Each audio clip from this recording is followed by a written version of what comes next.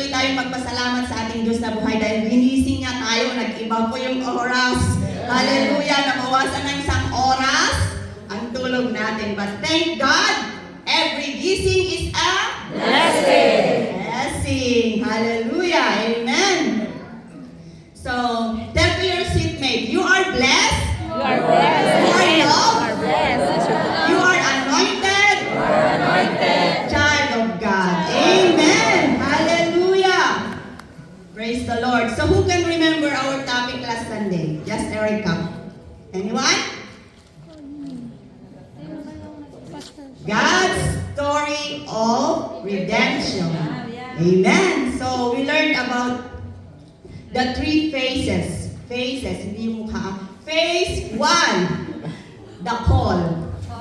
So we are called for a purpose. Amen? Amen. So itapik mo sa katabi mo, may purpose ka. May purpose ka. You have a purpose. Have a purpose. Kung wala kang katabi, tapik mo sa sarili mo. May purpose ka. May purpose si Lord sa buhay ko. Amen. And then number 2, phase 2, consequences. So you have two choices. At kung ano man ang pinili mo, may consequences yan. If you obey, blessing will follow. If you disobey, destruction ang matatamasa mo. And then the covenant.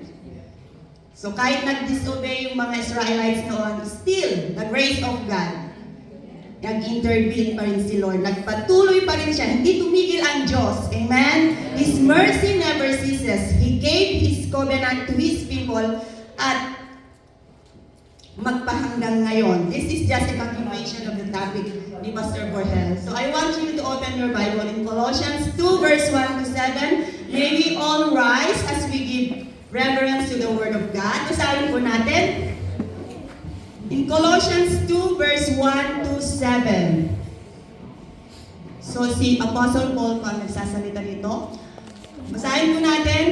I want you to know how much I have agonized for you and for the church at Laodicea and for many other believers who have never met me personally. I want them to be encouraged and knit together by strong ties of love. I want them to have complete confidence that they understand God's mysterious plan, which is Christ Himself. In Him lie hidden all the treasures of wisdom and knowledge. I am telling you this so no one will deceive you with well-crafted arguments.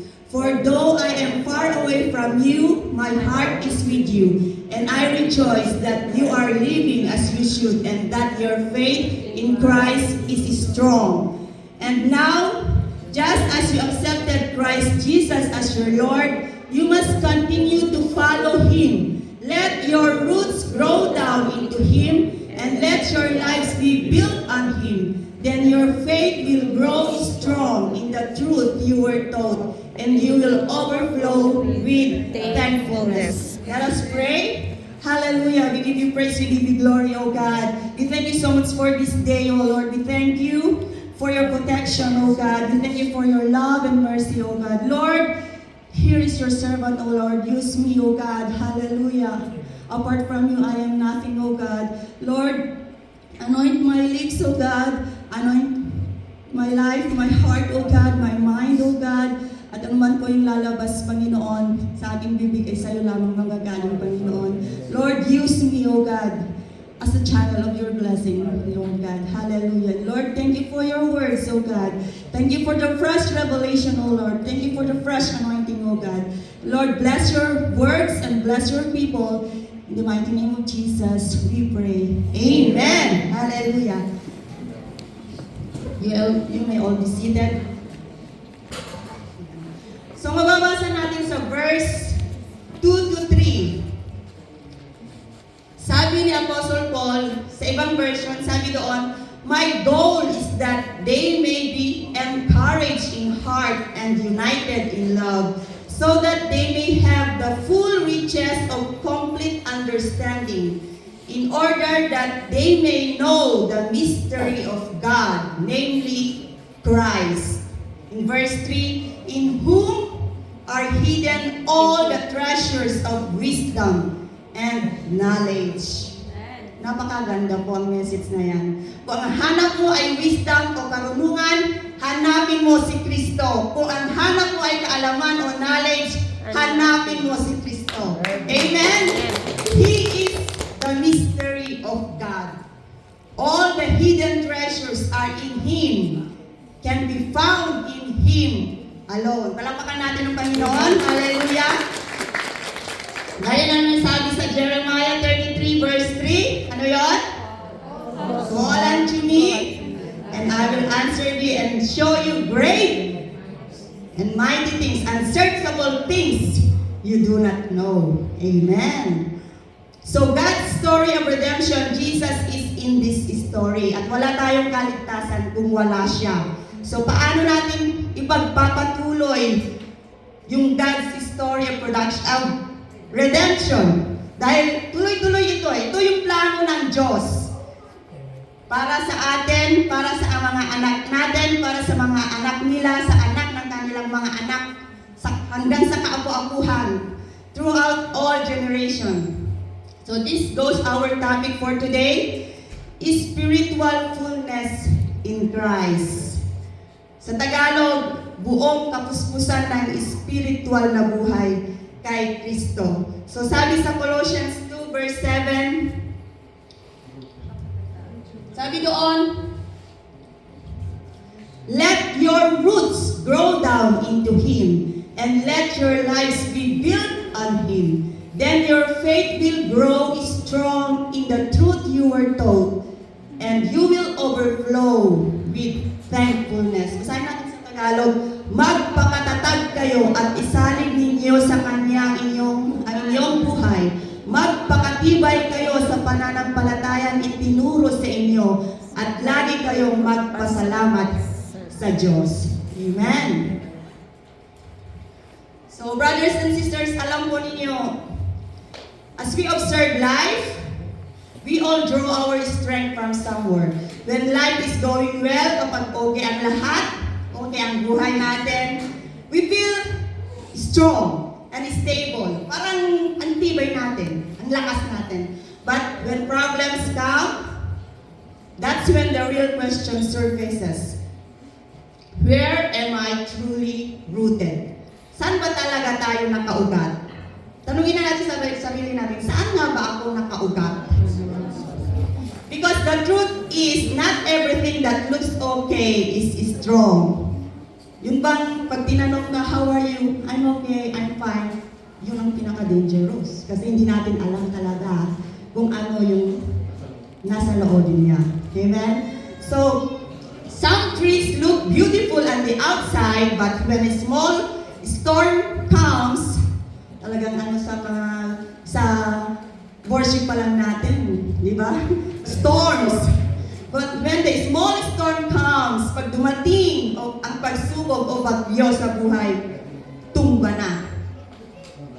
And this is where Paul's message in Colossians 2 verse 7 comes in.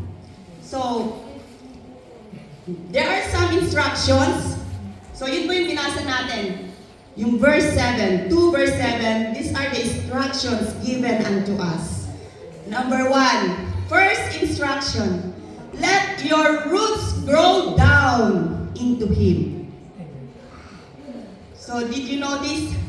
Napansin ba natin, the verse did not say, let your branches grow. It says, let your roots grow down. Sa mga halaman na ito, nasaan ang ugat? Nakikita ba? Hindi. Roots are unseen. Yung mga ugat nila, hindi natin nakikita. Quiet sila. Tahimik. So, but they are the reason these plants alive. Amen? Kung wala yung ugat, hindi sila mabubuhay. That's how our relationship with Jesus is. Amen?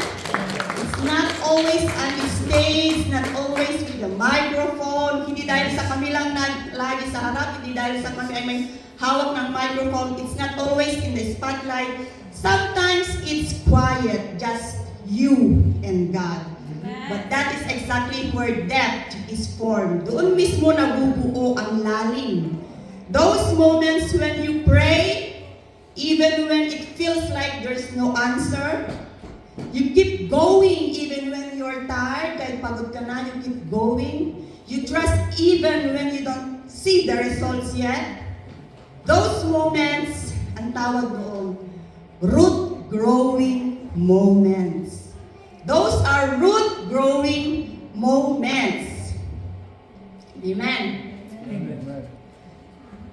So, Jesus said in John 15 verse 5, sabi doon, I am the vine, you are the branches, those who remain in me and I in them will produce much fruit.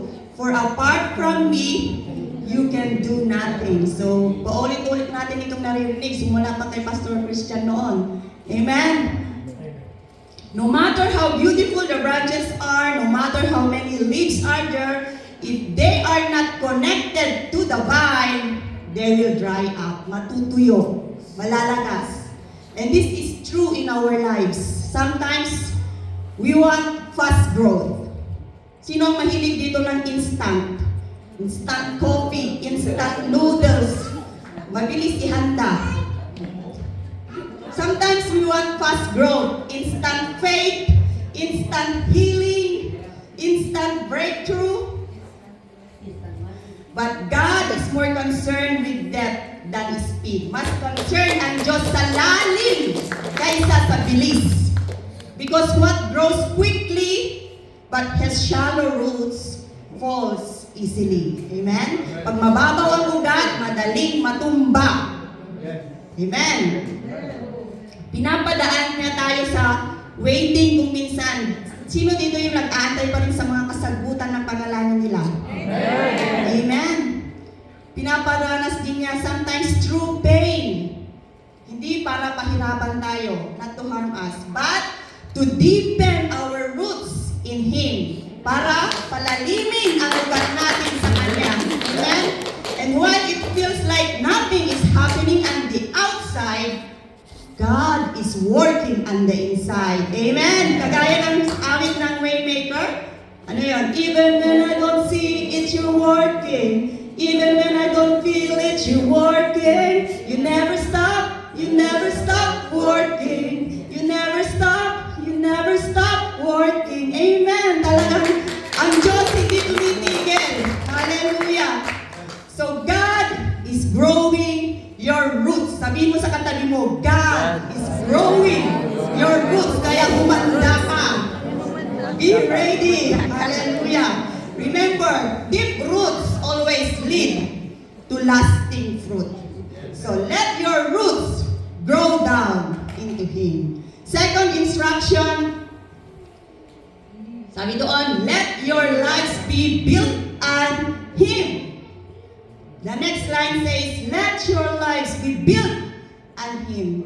This means Christ is the foundation of our lives. Si Kristo ang matibay na pundasyon natin. Amen?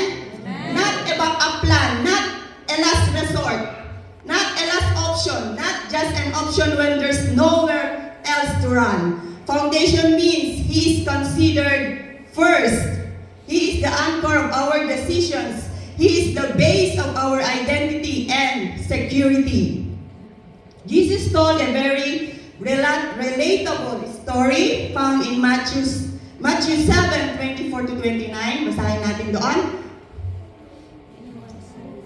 Anyone who listens to my teaching and follows it is wise, like a person who builds a house on solid rock. Though the rain comes in, torrents and the floodwaters rise and the winds beat against that house, it won't collapse because it is built on bedrock. But anyone who hears my teaching and doesn't obey, it is foolish, like a person who builds a house on sand. When the rains and floods come and the winds beat against that house, it will collapse with a mighty crash. Amen. So, doon, sabi doon, may dalawang taong nabanggit doon. Both people in the story had the same experience.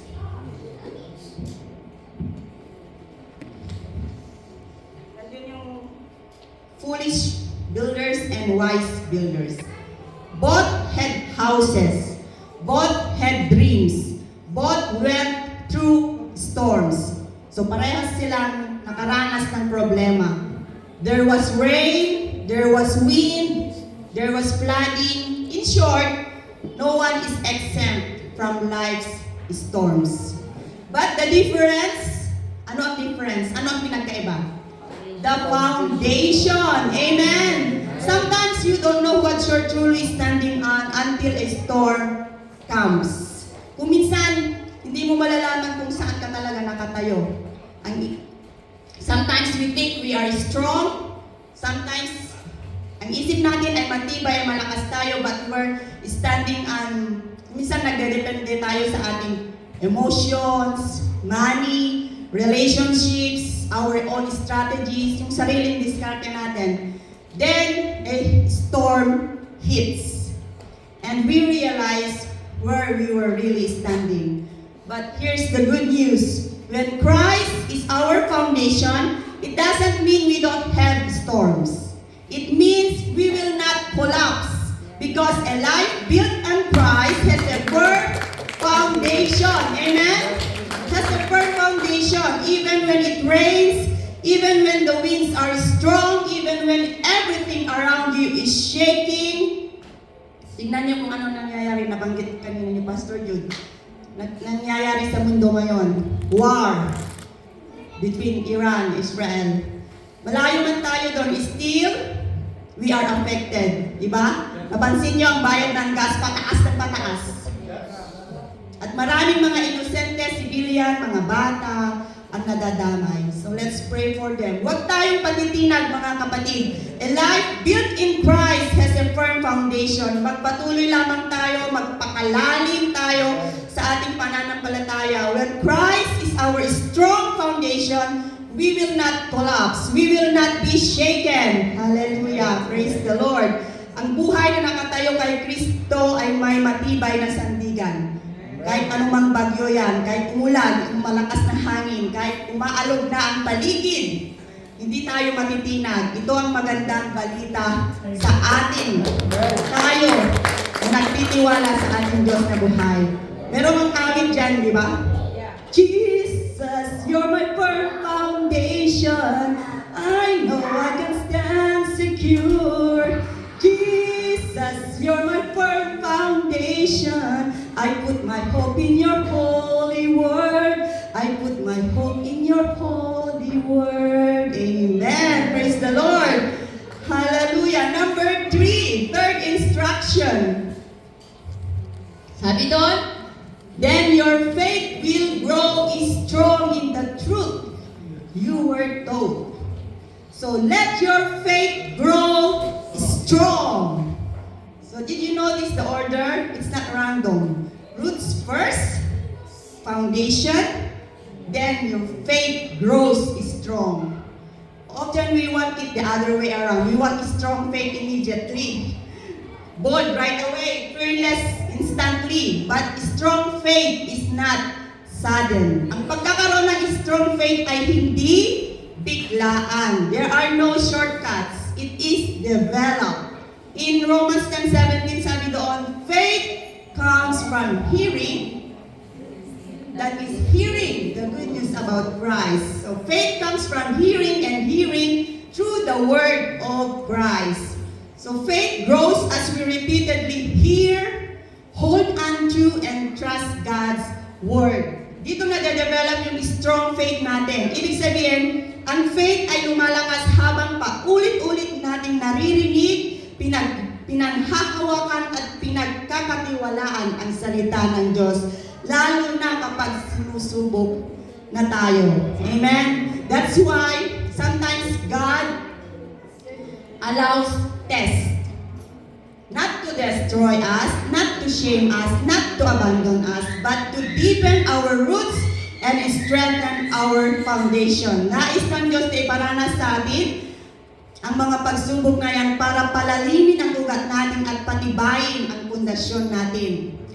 Every test is an opportunity to learn trust. Amen? Every waiting season is an opportunity to know Him more deeply. Every delay is an opportunity for faith to grow. Amen? So even if you feel weak right now, ramdam mo na mahina ka ngayon, remember, God does not measure your faith by noise, but by endurance. Ano sa Tagalog ang endurance? Pagtsatsaga, pagtitiis. Amen? So, ilang years na pong pagtitiis, Pastora? 29 years! Amen! Happy anniversary! Hallelujah! Sabi doon, but by endurance. So, you may feel stretched, you may feel shaken, but if you are rooted in Christ, you are not breaking. You are growing. Amen? Hallelujah! Not in size, okay? Grow in faith. You are growing in faith. And in the right time, you will realize the faith you once forced has now become naturally strong. God is not wasting your test. Lahat ng pagsubok na darating, lahat ng pagpapagal natin, hindi yan masasayang. Amen? God is strengthening our faith. So may roll lang ang testimony. 3 kaming galing sa Hong Kong, mga Hong Kongians kami. Sister Genevieve, Sister Betty. So 3 kami magkakasama sa Hong Kong noon. And then, we decide to apply to Canada. So ako ang nag-umpisa. Ako ang naunang pumunta dito. And then after a month, dumating Sister Genevieve. And then the following year, si Sister Betty. And then after 2 years, you're gonna apply, right? For the PR, for the open work permit. So ako ang nauna. Then sumunod na rin sila. After 2 years, sumunod rin. Nag-apply na kami lahat. And then, ako ang pinakauna. Sister Genevieve, nauna nang dumating ang pamilya. Sumunod na taon, dumating na rin ang pamilya ni Sister Betty. Anong nangyari, Lord? Parang iba yata. Pero alam ko may plano ang Diyos. Pinapalalim pa niya ang pananampalataya ko. Pinapalalim niya yung pagtitiwala ko sa Kanya. At hindi ako tumigil din sa paglilingkod sa Kanya. Kahit yung tithes ko, sige pa rin. Tuloy-tuloy pa rin. Kasi alam ko, hindi ako pababayaan ng Diyos. At ang plano ng Diyos, kasi part-time lang ako. Yun ang dinideclare ko. Paano ko nga naman mabubuhay ang pamilya ko kung part-time lang, di ba? So, ang plano ng Diyos, kumuha ka ng full-time na trabaho. Get a full-time work, job. And doon, nung nag-apply na ako sa Autoliv through the help of Pastora Cassie, after a month, yan na, yung papel. Bukalaw na. And after 3 months, may visa na sila. Hallelujah! Praise the Lord! Yun ang plano ng Diyos sa akin. Yung palalimin pa niya yung pananampalataya ko at alam kong ibibigay niya yung the best. Pararating hindi niya yung pamilya ko. And praise the Lord! Nandito yan ang pamilya ko. Naglilingkod kami lahat dito. Hallelujah! Dumating din yung time, nag-question ako, bakit Lord? Umagulgul talaga. Nasaan ang pamilya ko? But thanks the Lord. Thanks be to God. Nasa kanyang papuri. Dahil may plano siya. Amen. So let your faith grow strong. Hallelujah. A faith that can't be shaken is often a faith that has been deeply tested. Agree? Ang pananampalatayang hindi madaling matibag ay kadalasang bunga ng mga pagsubok na malalim na pinagdaanan. Amen? So let your faith grow strong. Dapat magkaroon tayo ng matibay, malalim na pananampalataya para tayo ay makarating sa finish line. Amen. And number 4. Yan na. And you will overflow with thankfulness.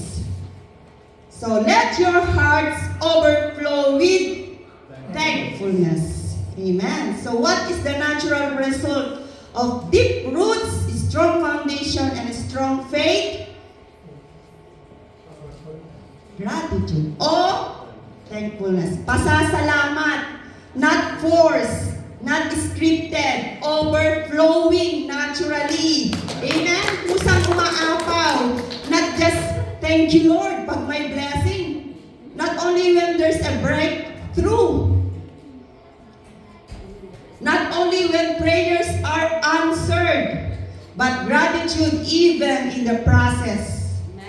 Kahit ang the process pa lang, magpasalamat na. Amen? Gratitude even with unanswered questions. Kahit hindi pa yan nasasagot. Gratitude while still waiting. Habang nag-aantay tayo, magpasalamat na tayo. Amen? Praise the Lord. The Word of God says in 1 Thessalonians 5 verse 18, be thankful in all circumstances, for this is God's will for you who belong to Christ Jesus. Amen? Napansin niyo ba? It does not say for all circumstances, but in all circumstances. That means, even in the middle of difficulty, there is still a reason to give thanks. Amen? In the middle of difficulty, put God. Amen? Put God in the middle of your marriage. Put God in the middle of your finances, in your family, in your job. Because God is there. Amen. Andyan ang Diyos. Amen? A heart rooted in Christ knows how to be thankful because He understands He is not alone. Hindi ka nag-iisa, kasama mo ang Diyos. Amen? Waiting is not wasted. Hindi masasayang ang iyong paghihintay. God is working even when it cannot yet be seen. So even if the answer is incomplete, even if the story is not finished, even if the picture is not whole, we still give thanks. Amen? Amen. Because gratitude is not based on circumstances, but on God's faithfulness. Amen. Amen. God is so faithful. The one who called you is faithful. Tapat ang Diyos, mga kapatid. And when our hearts are full of gratitude, that is when we truly flourish. Nag-overflow na ang puso natin. Not just in blessings, but in faith. Amen? Do you remember the story in Luke 17? Yung may mga 10 ketongin. 10 lepers. 10 lepers were healed by Jesus. All of them were healed. Gumaling sila lahat. All received the blessing. Lahat sila nakatanggap ng blessing. But only one returned. Isa lang ang bumalik. And Jesus said, where are the other 9? Sometimes we are like that. We ask,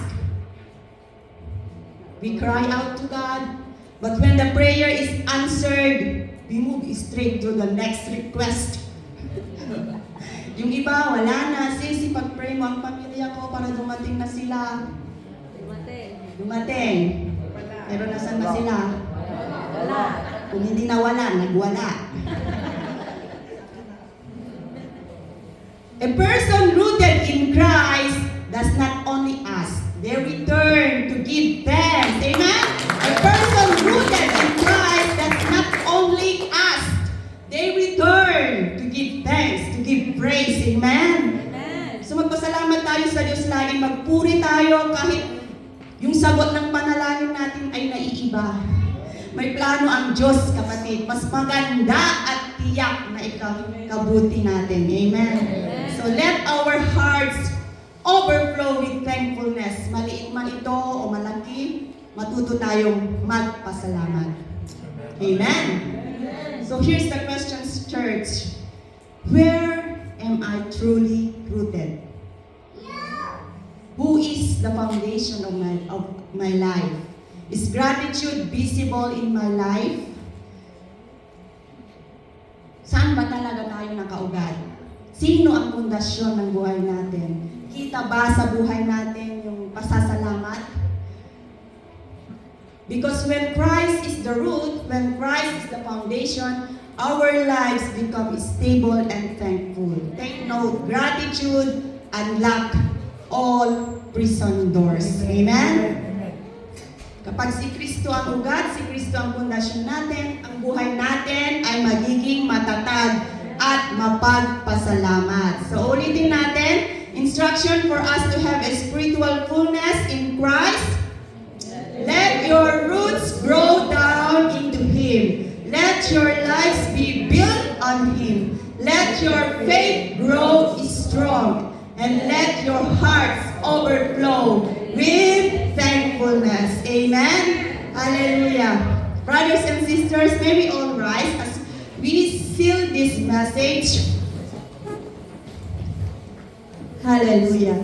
God does not promise a life without storms. Hindi nangangako ang Diyos ng buhay na walang bagyo. But He promises a firm foundation. So today we can say, basahin natin lahat ito. Lord, you are my root. You are my foundation. And no matter what happens, I will live a life full of gratitude. Amen. So let us pray. Hallelujah. We thank you, O God. We thank you for your words for today, O Lord. Hallelujah. Truly, O God, you speak to us in a very special way, O God. Thank you, O Lord, for your promises, O God, na mas lumalim pa kami sa inyo, O God, that our roots will grow down unto you, O God. Hallelujah. Lord, we thank you sa lahat ng mga salita mo na aming narinig, O God. Mas lalo pa kaming tumibay, Panginoon, at ang pundasyon namin lamang, O God, ay sa iyo, Kristo. Ikaw ang aming pundasyon, ikaw ang aming kalakasan. We thank you, Lord God, sa mga salita mo na aming naririnig, O God. Huwag mong hayaang nakawin ito ng kaaway, Lord. Lahat ng mga katuruan, O Diyos, lahat ng mga katotohanan na aming narinig, O God, Lord, manatili sa puso namin, manatili sa buhay namin, O God. We will continue, O God, seek the truth, O God, and we know, Father God, na ito ang magbibigay sa amin ng freedom, Panginoon. Lord, we thank you, O God. We thank you for the fresh revelation, O God, na patuloy kaming mananatili sa iyo, God. We just continue to cling on you, to cling on your promises, O Lord. Dahil alam namin, O God, whatever happens in our life, O God, hallelujah, ang buhay namin ay may katiyakan sa iyo, O God. Kaya patuloy namin inaalay ang buhay namin sa iyo, Lord. We entrust to you our life, our family. Lord, apart from you, we are nothing, O God. That's why, O God, we thank you, we praise you, we glorify your name. Dahil binigyan mo pa kami ng chance, O Lord, na makilala ka namin ng lubusan, O God. Thank you, O God, as we continue this Christian journey, O God. Lord, patuloy mo kaming patatagin, palakasin, O God, ang aming pananampalataya sa iyo, O God. Anumang pagsubok na darating sa buhay namin, O God. Hallelujah. Hahawakan mo kami, Panginoon. Mananatili kami sa iyo, Panginoon. Hallelujah. We thank you for the Holy Spirit, O God, na nagkatingin sa nagre-reveal sa amin ang katotohanan, O God. Thank you, Lord. I-bless mo nga pong lahat, Panginoon. I-bless mo ang bawat pamilya, ang bawat mga anak mo, Panginoon, na patuloy nagtitiwala sa iyo, O God. We thank you. We give you glory. We give you praise. In the mighty name of Jesus. Amen and amen. Hallelujah.